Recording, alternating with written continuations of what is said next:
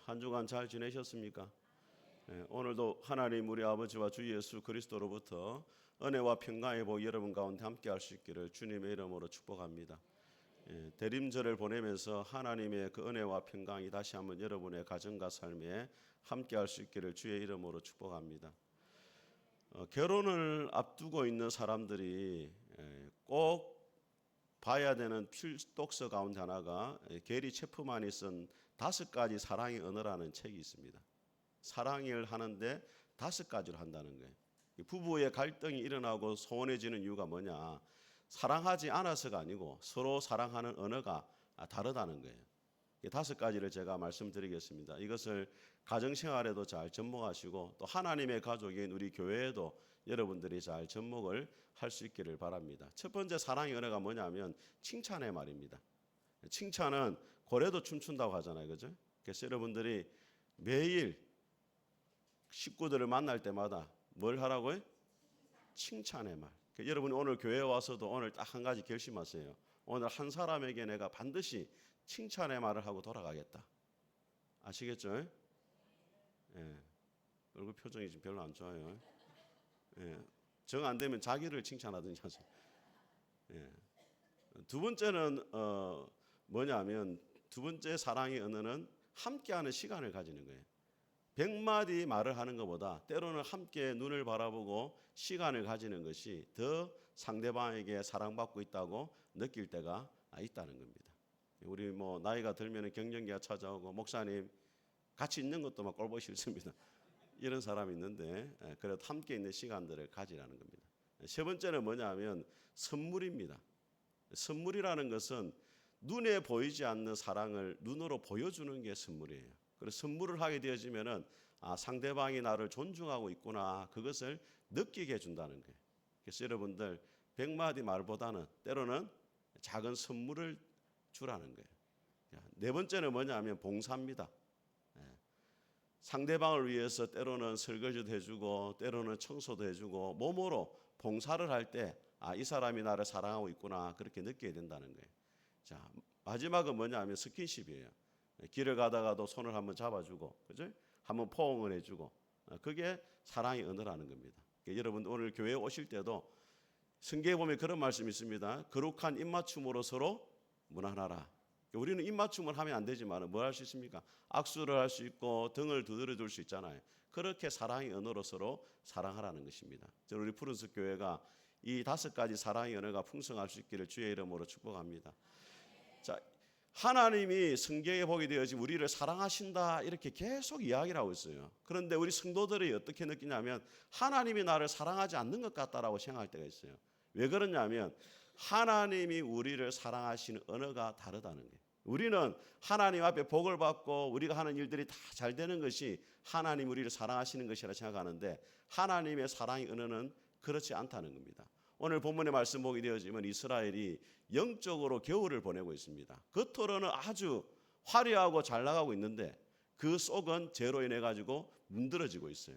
그래서 하나님께서 200년에 가까운 시간 동안에 여러 선지자를 보내가지고 하나님께로 돌아오라고 말씀했는데도 돌아오질 않는 거예요.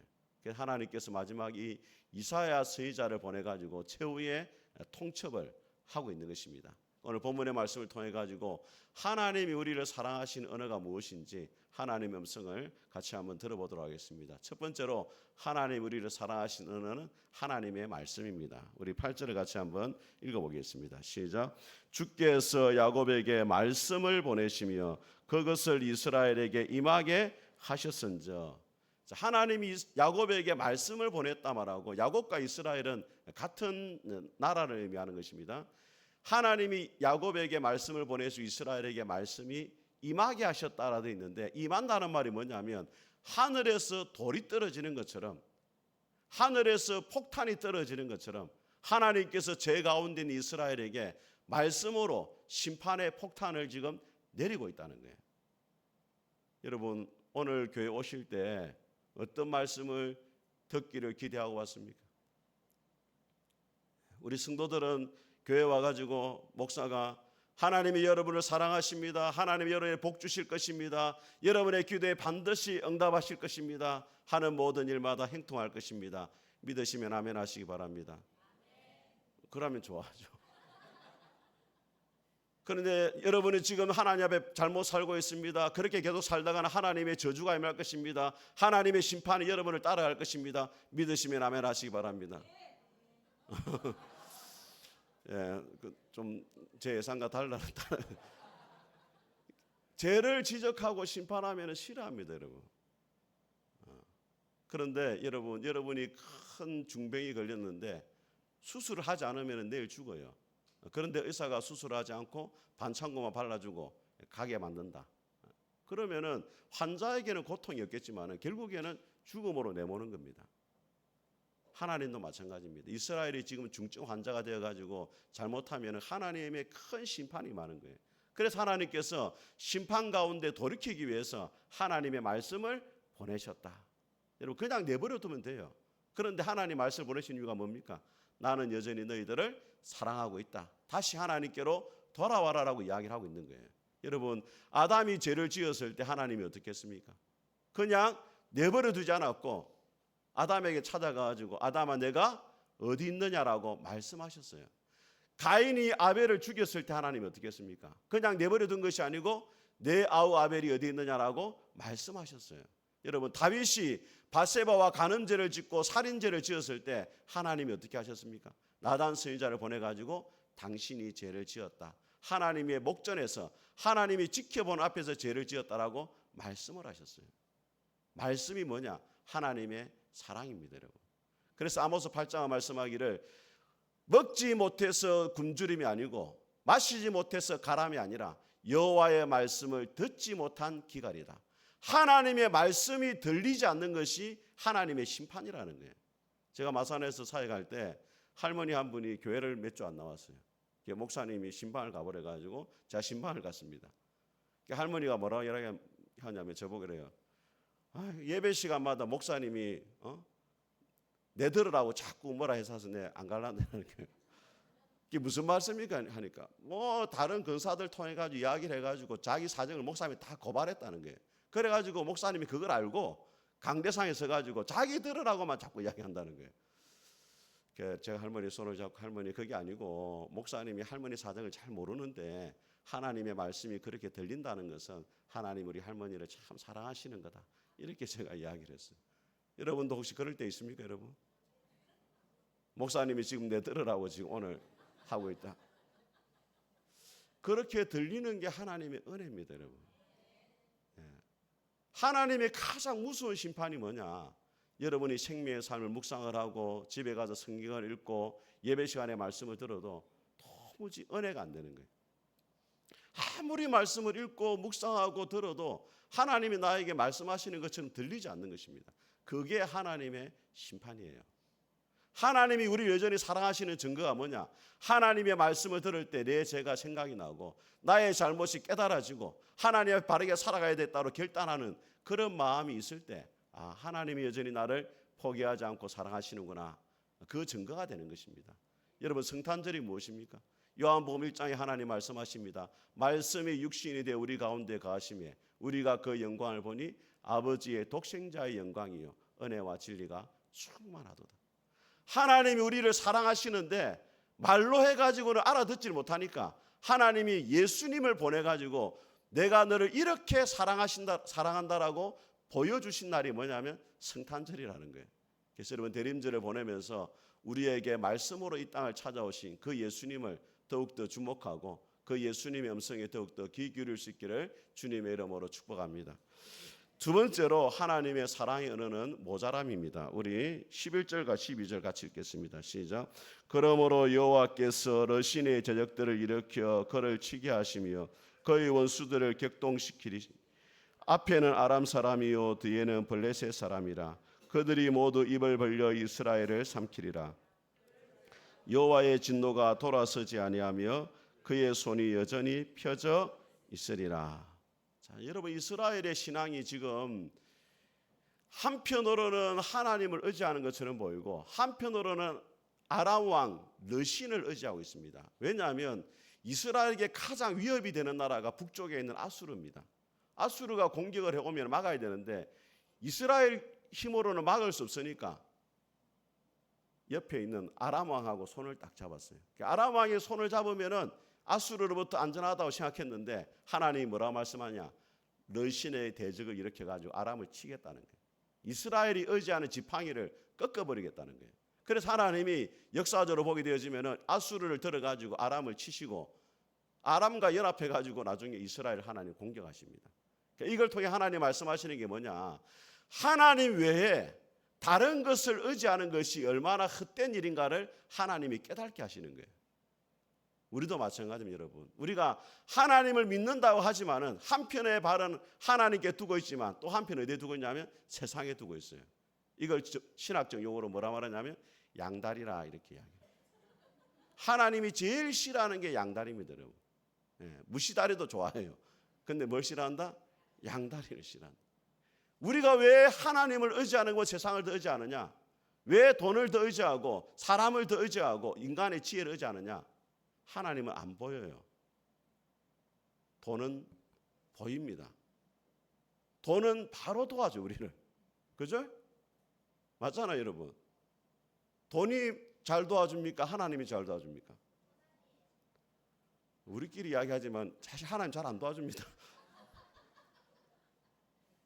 돈이 훨씬 우리를 잘 도와, 하나님 잘 안 도와줘요. 왜냐하면 하나님은 하나님 도와주고 싶을 때 도와줘요. 우리가 돈을 가지고 있으면 우리 마음대로 우리에게 도움을 줄 수 있는데 사실 우리끼리 말하지만 하나님 잘 안 도와줍니다. 하나님 서운할 때가 많아요, 저도 사실. 그러니까 하나님보다 우리가 세상을 더 의지하게 되는 거예요. 근데 하나님은 오늘 어떻게 하시냐면 우리가 가진 것을 다 불어버릴 때가 있어요. 돈을 불어버리고 건강을 불어버리고 주위 사람들이 다 떠나게 하십니다. 그때 우리가 깨닫게 됩니다. 야, 하나님밖에 우리가 믿고 의지할 분이 없구나. 그래서 이런 말이 있어요. 따라합니다. 모자람이 은혜다. 여러분, 성경에 일어나는 기적들을 보게 되면 언제 일어나느냐 하면은 여러분 가나의 혼인잔치의 기적이 언제 일어납니까? 포도주가 떨어졌을 때 일어났어요. 오병이의 기적이 언제 일어났냐? 벳세다 들판에 먹을 것이 없을 때 일어났어요. 12의 헬루증으로 고생하던 여인이 왜 예수님을 찾았느냐? 가진 것을 다 허비했을 때 예수님을 찾았어요. 우리는 풍족하고 모든 것이 많으면 그것이 복이라고 생각하는데 때로는 그것 때문에 하나님을 찾지 아니하고 하나님을 의지하지 않는 거예요. 여러분 70년대 80년대 우리 한국 교회에 기도원이 차고 넘쳤습니다. 여러분 제가 어렸을 때 중학교 다닐 때 처음으로 부산에 금식 기도원을 왔어요. 이렇게 부산 진역까지 5시간 비둘기호를 타고 왔어요. 비둘기호 아시죠, 여러분? 비둘기호는 좌석이 없습니다. 무조건 뛰어야 됩니다. 무조건 뛰어가지고 차를 찾아야 돼요. 그 행천역에서 하동에 부산 진역까지 오는데 5시간이 걸리더라고. 그때 제가 제일 놀라웠던 게 지하철이었어요. 땅속에 차가 다니더라고. 와, 나 깜짝 놀랐네. 예. 그래가지고 그걸 처음 봐가지고 막 이렇게 한 선배가 경험이 있더라고. 그 친구만 따라다녔어요. 그래서 속으로 생각했죠. 야, 앞으로 진짜 이 땅속으로 진짜 계속 이제 기차가 다니겠구나 이 생각도 했어요. 그거 가서 이제 금식기도 참여했는데 얼마나 많은 사람들이 모이는지 몰라요. 강사님이 그렇게 말하더라고. 하나님 앞에 진짜 하나님 만나면 자기 죄가 태어났을 때부터 지금까지 막 필름처럼 막 돌아간다는 거라. 아무리 기도해도 필름이 안 나타나. 막 일부러 생각해 기도하고 그랬어요. 그때 이제 금식 기도였거든요. 금식 기도. 그래서 3일 금식했어요. 중학교 때. 내가 하고 싶어서 한 게 아니에요. 우리 교회 식구들이 다 그렇게 하니까 다 그렇게 된. 근데 옆에 이제 한 청년이 저보고 어디 산책 좀 가자는 거예요. 한 대학생 좀 돼 보이더라고. 그러다 막 이렇게 길을 가다만 이제 어디를 가냐면 오뎅집 앞으로 가는 거야. 지도 금식하고 있는데 내보고 물에. 제가 먹었을까요? 안 먹었을까요? 그 좋아하는 오뎅을 제가 안 먹었어요. 3일 동안 금식하고 왔어요. 놀랄 건 아니고 그때는 진짜 기도마다 사람이 넘쳤어요. 왜? 살기가 너무 힘이 들었거든요. 사는 게 힘들었어요. 그때 사는 게 안 힘든 가정이 없었어요. 그런데 지금요 기도원들이 거의 다 문을 다 닫았어요. 왜? 사는 게 너무 편하니까 하나님을 찾질 않는 거예요. 하나님을 안 찾아도 별 문제가 없어요. 병원이 다 있죠. 또 돈도 있죠. 그냥 가면 다 해결이 되니까 하나님을 안 찾는 거예요. 그래서 플라톤이라는 사람이 이런 이야기를 했습니다. 5가지 행복에 대해서 이렇게 말했습니다. 첫째 뭐냐면 먹고 입고 살고 싶은 수준에서 조금 부족한 듯이 재산을 가진 것이 복이라는 거예요. 두 번째, 모든 사람이 칭찬하기에 약간 부족한 용모를 가진 게 행복이라는 거예요. 여러분 참 행복하신 분들은. 세 번째, 자신이 자만하고 있는 것에서 사람들이 절반 정도밖에 알아주지 않는 명예를 가진 것이 행복이고, 네 번째, 겨루어서 한 사람에게는 이기고 두 사람에게는 질 정도의 체력을 가진 것이 행복이고, 다섯째, 연설을 듣고 청중의 절반은 손뼉을 치지 않는 말솜씨를 가진 것이 행복이다.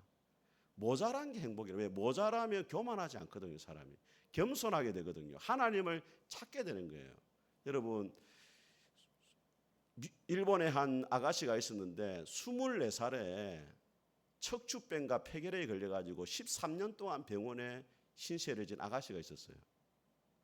미래가 없었어요. 그 어느 날 이 아가씨에게 한 청년이 자원봉사로 찾아와요. 그래가지고 바깥 소식도 전해주고 노래도 불러주고 편안하게 지낼 수 있도록 이야기를 많이 해줬어요.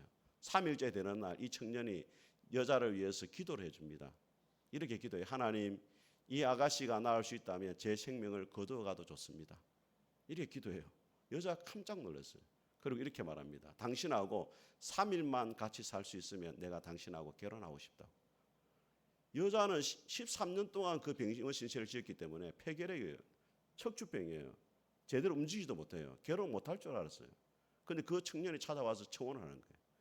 놀랍게도 나중에 병이 다 낫게 되어졌고 두 사람이 결혼을 했어요.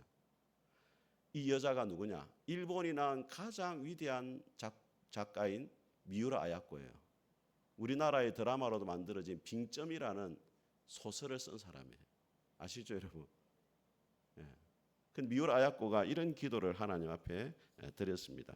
아프지 않으면 드리지 못할 기도가 있다. 아프지 않으면 믿지 못할 기적이 있다. 아프지 않으면 듣지 못할 말씀이 있다. 아프지 않으면 접근하지 못할 성소가 있다. 아프지 않으면 우러러 뵙지 못할 거룩한 얼굴이 있다. 아프지 않으면 나는 인간일 수조차 없다. 자기가 아팠기 때문에 하나님을 간절히 찾게 되어졌고 하나님을 의지하고 나아갔을 때 하나님이 지혜를 주셔가지고 그런 소설도 쓸 수 있었다는 거예요. 여러분 고린도서 12장에 바울이 고백합니다. 나의 나된 것은 하나님의 은혜로 되어졌다. 바울이 자기 안에 뭐가 있었습니까? 육체에 가시가 있었어요. 3번이나 하나님 앞에 간절히 기도했어요. 근데 하나님이 뭐라고 말씀했습니까? 내 은혜가 너에게 족하다. 이는 내 능력이 네가 약할 때에 온전해진다. 바울은 육체의 가시가 자기의 사역에 걸림돌이 된다고 생각했는데 하나님 하시는 말씀이 뭐냐? 걸림돌이 아니고 육체의 가시 때문에 네가 하나님 앞에 교만하지 않고 겸손하고 하나님을 끝까지 의지하며 살아갈 수 있기 때문에 너의 약함이 곧 하나님의 능력이 머무는 장소가 되어졌다. 그렇게 이야기를 합니다. 사랑하는 성도 여러분, 대림절의 주인공인 예수님이 어디에 오셨습니까? 화려한 호텔이나 궁궐에 오신 것이 아닙니다. 낮고 비천한 말 구유에, 비어있는 구유에 오셨습니다. 우리가 하나님 앞에서 우리 자신의 어떤 욕망이나 계획이나 욕심으로 가득 차 있다면 우리 마음에 주님이 찾아오실 자리가 없는 거예요. 하나님이 때로 우리에게 왜 궁핍과 모자람을 허락하시느냐? 그 자리에 주님 우리를 찾아오시기 위해서입니다. 여러분 인생이 지금 모자란 가운데 있고 궁핍한 가운데 있다면 주님을 모실 수 있는 절호의 기회임을 믿을 수 있기를 바랍니다. 대림절을 보내면서 여러분의 마음의 방을 비우고 주님을 모셔드릴 수 있기를 주의 이름으로 축복합니다. 세 번째로 하나님의 사랑의 언어가 뭐냐? 고난입니다. 우리 14절과 15절 같이 읽겠습니다. 시작. 그러므로 여호와께서 하루 사이에 이스라엘 중에서 머리와 꼬리와 종려나무 가지와 갈대를 끊으시리니 그 머리는 곧 장로와 존귀한 자요 그 꼬리는 곧 거짓말을 가르치는 선지자라. 자, 하나님이 이스라엘을 심판하시는데 여러분 항상 하나님의 심판이 가장 먼저 되는 것이 뭐냐면 지도자입니다. 지도자. 왜 그렇겠어요? 지도자들이 백성들을 잘못 인도했기 때문에 지금 백성들이 하나님을 떠나 있고 하나님 말씀에 불순종하는 것이기 때문에 하나님의 심판이 언제부터 시작되느냐? 머리를 자르고 뭘 자른다? 꼬리를 자른다는 거예요. 머리는 뭐냐면 정치 지도자고 꼬리는 뭐예요? 선지자입니다. 근데 여러분, 자, 이스라엘 역사는 신정 국가예요. 하나님이 세우시는 나라예요. 그러면은 왕이 높습니까? 선지자가 높습니까? 왕이 높아요? 선지자가 높아요? 자, 여러분 정신을 차리세요. 자, 다윗이 죄를 지었을 때 누가 책망합니까? 선지자가 책망하잖아요. 선지자가 훨씬 높아요. 근데 왜 선지자가 지금 머리가 아니라 꼬리가 되었느냐? 하나님의 말씀을 바르게 전해가지고 백성들을 바르게 인도하고 왕을 바르게 인도해야 되는데 선지자가 그 역할을 못하고 있단 말이에요. 왕의 눈치를 보고 있고 백성들의 눈치를 보면서 복받을 것이라는 이야기만 하고 죄를 지적하지 않고 책망하지 않으니까 백성들과 왕이 다 그릇되어 간다는 거예요. 그래서 하나님이 선지자가 머리가 아니라 뭐가 되었다? 꼬리가 되어버렸다는 거예요. 그래서 머리와 꼬리를 하나님이 다 심판하시겠다. 17절도 같이 한번 읽어보겠습니다. 시작. 이 백성이 모두 경건하지 아니하며 악을 행하며 모든 입으로 망령되이 말하니 그러므로 주께서 그들의 장정들을 기뻐하지 아니하시며 그들의 고아와 가부를 긍휼히 여기지 아니하시리라. 그럴지라도 여호와의 진노가 돌아서지 아니하며 그의 손이 여전히 펴져 있으리라. 또 하나님이 누구를 심판하시느냐? 장정들. 장정이라는 것은 특정한 시험을 거쳐가지고 하나님 앞에 합격한 젊은이입니다. 하나님이 제일 사랑하신 대상인데 그들도 심판한다는 거예요. 그들도 하나님의 기쁨이 되지 못하고 있고, 그 다음에 또 누구를 심판하냐? 고아와 가부. 성경에 여러분, 하나님이 다른 사람은 다 미워해도 고아와 가부는 사랑하세요. 그런데 고아와 가부도 심판한다, 이 말은 이스라엘 백성들 가운데 하나님이 긍휼히 여길 대상이 아무도 없다는 거예요. 그래서 오늘 이 말씀에 보면은 9장에 3번 반복되는 표현이 있어요. 여호와의 분노가 돌아서지 않고 그의 손이 펴져 있으리라. 이 말은 하나님이 이스라엘을 향해 매를 들었는데 그 매가 멈추지 않고 이스라엘이 돌아올 때까지 때린다는 거예요. 하나님이 돌아올 때 때려가지고 끝까지 돌아오게 만드신다는 거예요. 여러분, 우리가 죄를 짓고 잘못된 길로 갈 때 하나님이 뭘 주시느냐? 고난을 주십니다. 여러분 기억해야 될 게 뭐냐면, 고난이 다 우리가 죄를 지어서 오는 건 아니에요. 그렇지만 때로 우리가 죄를 지을 때 하나님이 고난의 채찍을 드신다는 거예요. 그때 우리는 어떻게 하느냐? 하나님, 이 고난이 빨리 지나가게 해달라 기도하는데, 그렇게 기도하는 것이 아니고, 하나님, 이제 내가 하나님께로 돌아갑니다. 이제 내가 하나님께로 돌아가니까 하나님 나를 받아 주십시오. 이렇게 기도해야 돼요. 왜? 하나님의 목적은 고난이 없어지는 것이 아니고 하나님과의 우리와의 관계가 회복되는 데 있는 거예요. 제가 돼지고기를 별로 안 좋아합니다. 근데 지난주에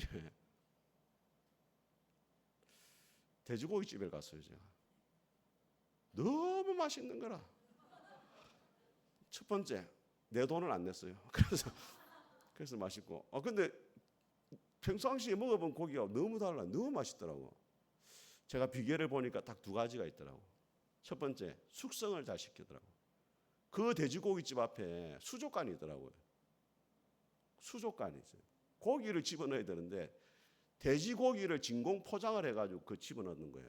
사장님한테 물었어요. 왜 이렇게 하십니까? 하니까 냉장고에 집어넣으면 냉장고 문을 열었다 닫았다 하고 또 아래 칸, 위 칸 온도 차이가 있다는 거예요. 근데 제가 찾아보니까 3도씨더라고요. 이게 워터 에이징이라 해가지고 숙성시키는 방법인데 3도씨를 유지를 하고 15일에서 20일간 진공 포장 안에 숙성을 시키면은 육즙이 딱 보존이 되면서 그렇게 연한 고기가 된다는 거예요.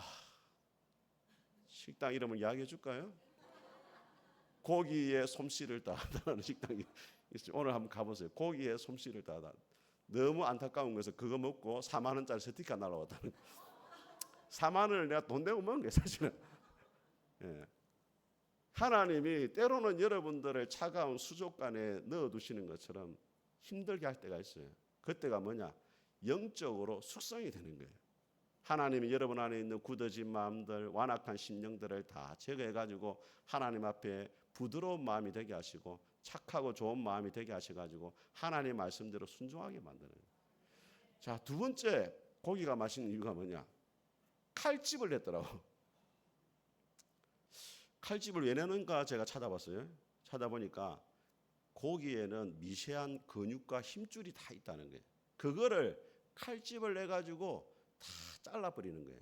그러면은 그 안에 칼집을 낸 사이로 숯불 향이 들어가고 양념이 잘 배어 가지고 어른들이 먹어도 부드러운 고기가 된다. 고난이 뭐냐? 하나님이 우리를 다루시는 칼집이에요. 칼집. 예. 자존심의 칼집을 끊으시고 힘줄을 끊으시고 교만의 힘줄을 끊으셔가지고 우리를 하여금 하나님 앞에 착한 사람이 되도록 만드시는 거예요. 그래서 하나님 뭘 허락하시느냐? 고난을 허락하시는 거예요. 옆에 분한테 이야기하세요. 칼을 많이 맞으시기 바랍니다. 예, 많이 맞아야 돼요. 여러분 어느 절에 가니까 제가 간 게 아니고 이 우화입니다. 우화. 절에서 계단이 대웅전에 있는 불상한테 쫙 불편을 말하는 거예요. 야, 똑같이 나무로 만들었는데 왜 사람들은 계단이 나는 밟고 가고 너한테는 왜 절을 하냐? 그러니까 불상이 말합니다. 나는 칼을 많이 맞았잖아. 이렇게. 조각가가 여러분 불상을 하나 만들려면 얼마나 많은 칼을 집을 내야 되겠어요. 하나님이 우리를 하나님의 형상으로 만드실 때 고난의 칼을 계속 대는 거예요. 그래야 우리가 하나님의 사람이 되는 거예요. 여러분 저도 이제 목회를 쭉 해보면서 제가 목회를 돌아보면 한 10년 정도는 한 18년 지금 돼가는데 10년 정도는 큰 어려움이 없었어요. 네. 근데 그때는 이제 별로 성숙을 못했죠. 근데 이제 고난의 시간을 보내니까 사람이 조금 성숙해지는 거예요. 제 얼굴이 지금 인상이 부드러워요, 안 부드러워요? 지금 만났으니까 부드러운 거예요. 10년 전에 만났으면 인상이 형편없었어요. 고난을 겪으니까 저도 이제 막 다 내려놓게 되고 하나님 앞에 내 자존심, 내 교만한 마음, 잘난 체 하는 마음 다 내려놓게 되는 거예요. 내 힘으로 안 되니까 이제. 여러분 성경 읽문 가운데 가장 칼을 많이 맞은 사람이 다윗입니다. 여러분 젊었을 때 사울 왕이 죽자고 쫓아다니죠. 예. 또 왕이 되었으는 아들 압살롬 아들이 배신을 해요. 아들이 아버지를 죽이겠다고 왕의 자리를 노리죠. 또 말년에는 믿었던 신하가 또 배신을 해요. 그래서 다윗이 119편에 뭐라고 말하냐면 10편에 고난 당하는 것이 내게 유익이라 이로써 내가 주의 율례들을 배우게 되었습니다. 여러분 다윗의 별명이 뭡니까? 하나님 마음에 합한 사람이에요. 하나님 이 세상에 딱 마음에 드는 한 사람이 있는데 그게 누구냐면 다윗이라는 거예요. 왜 그렇게 되었느냐? 고난을 통과하면서 다윗이 겸손해지고 하나님을 의지하게 되면서 하나님 마음에 콕 드는 사람으로 바뀌어진 거예요. 사랑하는 성도 여러분, 하나님이 여러분을 사랑하시는 줄 믿습니다. 그런데 하나님의 사랑의 언어가 달라요. 하나님의 사랑의 언어가 뭐냐? 하나님이 때로는 여러분의 죄를 도려내는 뼈아픈 말씀으로 여러분을 사랑하십니다. 하나님이 때로는 여러분들에게 말할 수 없는 궁핍과 결핍과 모자람을 허락하셔가지고 여러분으로 하여금 하나님만 바라보게 하시는 그 사랑으로 사랑하십니다. 때로는 하나님 여러분에게 고난을 주셔가지고 겸손하게 만드시고 여러분에게 칼집을 내가지고 하나님 아니면은 안 되는구나라고 깨닫게 하시는 그 고난의 언어로 여러분을 사랑하시는 줄 믿습니다. 대림절을 보내면서 하나님이 여러분을 사랑하시는 이 사랑의 언어를 기억하고 하나님의 사랑 가운데 머물 수 있기를 주님의 이름으로 축복합니다. 같이 한번 우리 찬송하겠습니다.